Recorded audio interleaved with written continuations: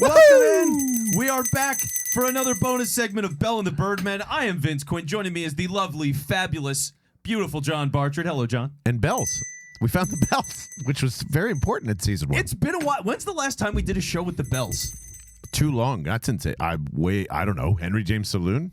Yeah, like Henry James, or maybe when we were just in the old location. Yeah, I guess so. So it's been since like at least They got lost in the move. yeah, Got lost in the move, March? and now we found them. So that's how long it So takes. they're back. Yay, we got bells again. And it's good that I have a red bell, John, because if you're the Tampa Bay Buccaneers, panic time, panic baby. time Oh, it's in massive Tampa? panic time. Yeah, are you kidding me, dude? So here's the crazy thing that I saw this week, which really got me started on this whole theory.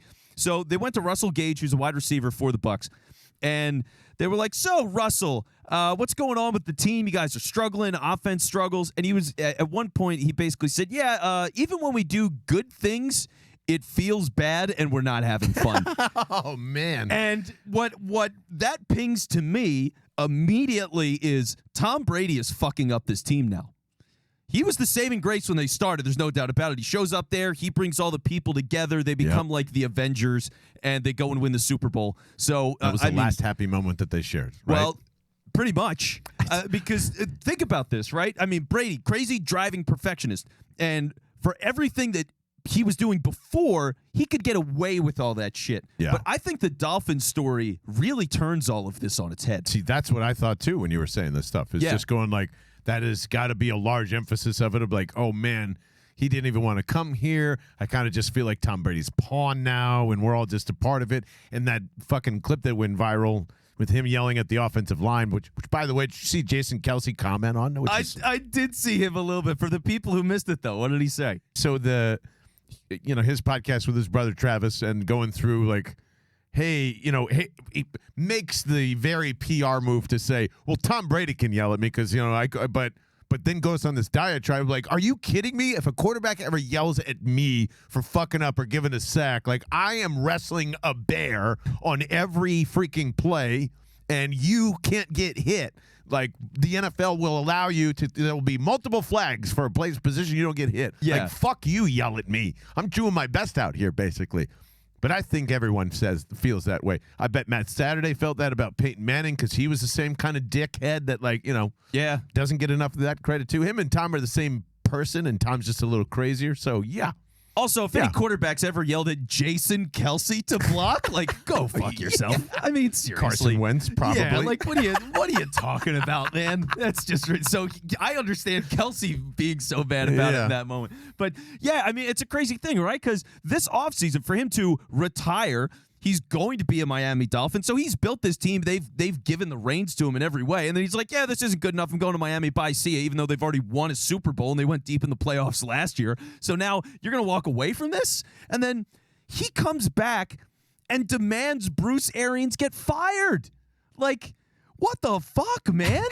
I mean, seriously, if I'm a player and I liked Bruce Arians, which everybody does, there's not a person that like doesn't speak highly about Bruce Arians as a player in my mind. So, well-liked guy in the building, did win a Super Bowl there. Now he decides to retire as Tom Brady comes back and gets kicked up to the front office. It's total bullshit. It's total bullshit. So if I'm a player now, I go, he didn't want to be here. He comes back. He kicked out our head coach. We suck right now. Like, I'd be pissed. He is LeBron James. Ooh. Yes, he is. Taylor with a strong no. A strong groan. Taylor with a strong no. Tell me he's wrong. The only thing missing is the production company. That's it. TB12 and LeBron's production company are the same fucking thing. I think LeBron's players like him way more than vice versa with Tom. I challenge. I would love to see it at some point. I don't know. think there are people that belong in each other's circle, and if you're in that circle, you're great. A la Gronk, a la whoever else. That's That's it. But that's what. Yeah, but I mean, you think LeBron's circle is much larger? Are you crazy? Yeah. One player, yeah. Let's go around the league a little bit too, because we talked about this on the main show a couple days ago. Was the whole idea of the CBA and all that stuff, and players around the league maybe hating Tom Brady's guts for that. Definitely, players in the league love LeBron. He's done so much for the league, man. He's done so much for players in that league. They love him. Hasn't Tom Brady done the same thing? Has Hasn't he? Tom? No. Do we not know the name fucking Patrick Chung without Tom Brady? Well, so, I mean, it's good for Patrick Chung, but also Yeah. he won that Super Bowl because he's making less money than every other quarterback in the league relative to market value for his entire career. Where is LeBron James and Tom Brady? Aren't they? That's the same thing in my eyes. No, So, LeBron always got his money and increased the leverage. I mean, for him, the 1-and-1s and I'm out of here, what he did for players like that, he fundamentally changed the way the sport operates because all these superstars have the ability to be like, do all this shit for me or I'm out.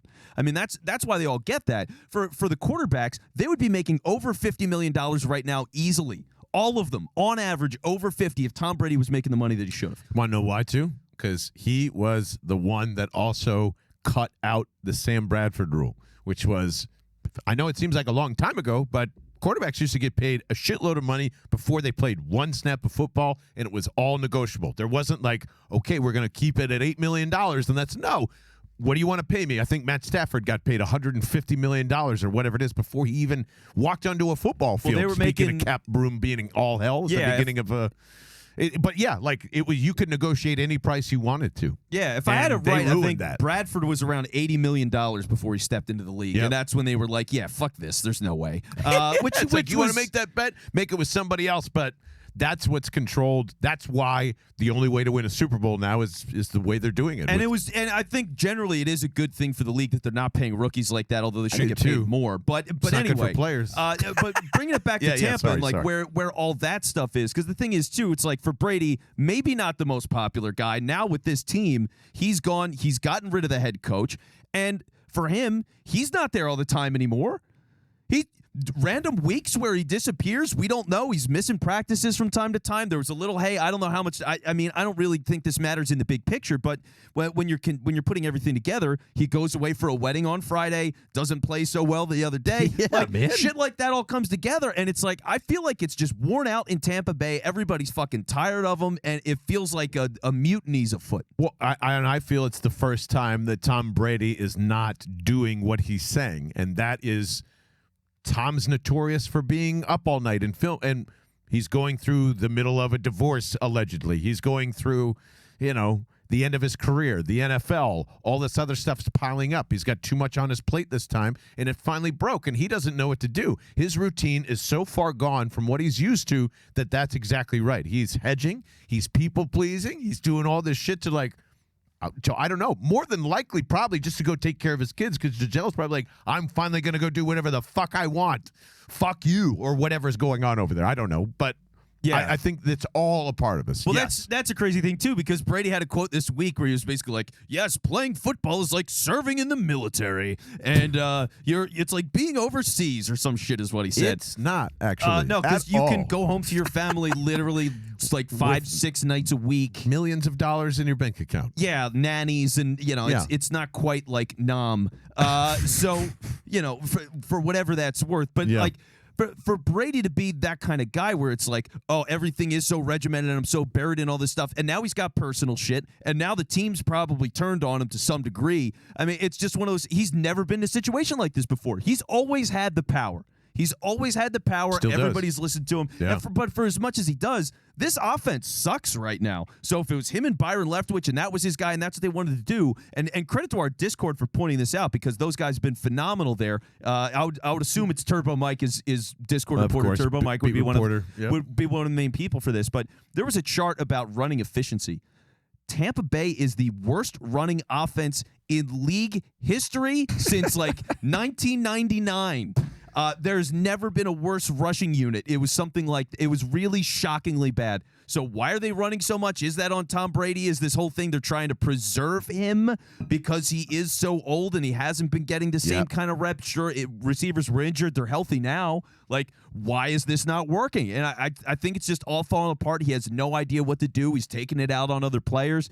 This thing's going to get really ugly really fast. And on top of which, he just looks really bad lately. Physically, looks really bad. Looks exhausted, looks, not anything new than an NFL player, but for him at his age and doing whatever and trying to pretend like he isn't. And that's what I think his problem is. He's pretending like he isn't, and he is, and his reality's starting to crash down a little bit in front of him and whatever. But I think it's that's kind of going when referenced it on the podcast and where this league is going and wherever, like, there's a lot of people that are just going, you know what? I'm not fucking doing this anymore. And it's happening in our lives, and it's definitely happening in the NFL. Same thing. Before we even recorded this, by the way, because this is only exclusive to the podcast, freaking Elijah Moore is saying, nah, I'm fucking out. I am out of here. Yeah. I'm going to do whatever I want. And I think that's part of, AJ and the rest, but Tom's entitlement all these years, and they've given it to him. I think that ultimately sets and not just him, Peyton Manning, Drew Brees. Every franchise quarterback. Exactly. And be like, you know what? Times are changing. And this is kind of where I think is happening too, is the wide receiver is becoming almost as important, not quite yet, almost as important as your quarterback, because the quarterback can't be touched anymore. And the game is completely different from what it once was. So you don't need Tom Brady anymore.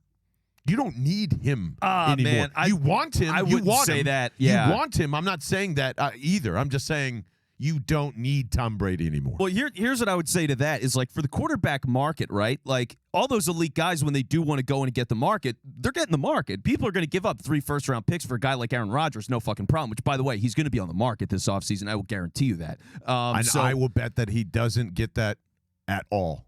I don't think he's anywhere close to that, for the record, because of the Russell Wilson thing. That's another thing. Somebody's going to do it. They're going to say, yeah, 3 years. Let's do this with Aaron Rodgers. Let's see if we can squeeze one last thing out of him. I think that's going to happen because every team is desperate for a guy like that. If they don't have it, and if he's there, you're going to do it. And for wide receivers, the interesting thing is that as the league's changed, and now 3 wide is the standard set. Always, yeah. Which means personnel. your market has increased. 50% or whatever. You know what I mean? Like, it's gone up significantly as a wide receiver. So all these teams are like, hey, we need 3 guys that can start. We need a guy in the slot, whatever. So a guy like Elijah Moore, he's going to have a market. Everybody's going to need that other guy. Eagles. Well, and I would take him in a heartbeat. Yeah, whatever it is. He was a second-round pick. If you're giving up a second-round pick to get Elijah Moore, I do that in 1 second. I really don't think about it. He is phenomenal up there, and the numbers don't show it because he's been a fucking New York Jet. Of course he doesn't look good. Like, what do you expect? So second-round pick, bring in Elijah Moore and see where it goes. So he's got that leverage now. He can get out of there. But, like, for Tampa, it's just one of those weird things. Like, I don't know what Brady's contract is right now. I don't know if he has another year, but I got to figure there's no way he's in Tampa next season. If he stays for another year, because I also don't think he's willing to retire like this.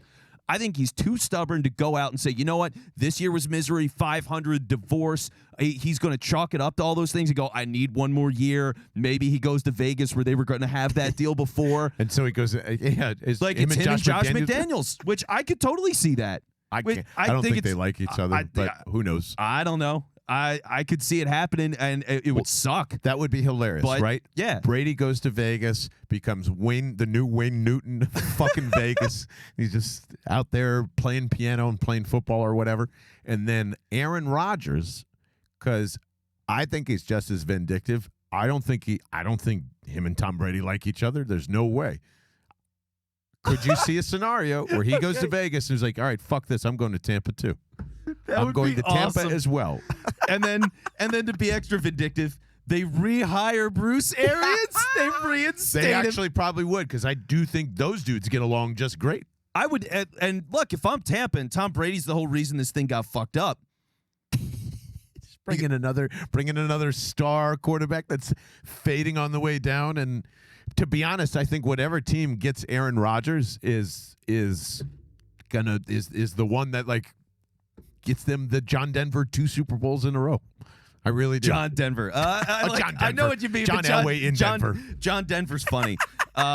So, yeah. Super Bowl, here I come. Let's remix it right now. Yeah, that works. We'll record that for a bonus. But yeah, the offense is built all the same. Yep. I mean, look, if Aaron Rodgers can, when has he had the opportunity? It's been a long time since he's Never. had 2 guys like that at the same time. In Mike Evans and Chris Godwin together. Are you kidding me? And Bruce Arians just to go, let's just put the ball wherever we want to. Chuck it as much as you want. Right now, his whole offense is beep, boop, boop. boop. I don't have 2 any yards wide yeah. receivers. Well, to be honest with you, whether it's I just hope at the end of this, Tom gets got. I want it so bad. Yep. I like, and I feel like there is the entire. It's not going to be Truman Show. That's just a ridiculous thought, but it's pretty damn close because of the entitlement of this guy. And that's I will celebrate Tom on his way down if he chooses to be stubborn, like you just said, and just we're not going out like this. Because yes, you are. This is it, man. No one likes you. No one. They are ready for the new generation to take over. Yeah, they've all wanted to win with you. Yep. They've wanted to win, but now when you're doing all this Patriot way bullshit where you're holding everybody super fucking accountable and you're not winning games, that's not going to fly. Or yourself accountable. Yeah. It's not going to fly. Like they're just going to get sick of this. And that's the fun thing too, like for people who might be like, "Oh, can Tampa Bay turn around to the second half?" Even if they win more games because the conference sucks. Yep. Like they're not winning the Super Bowl.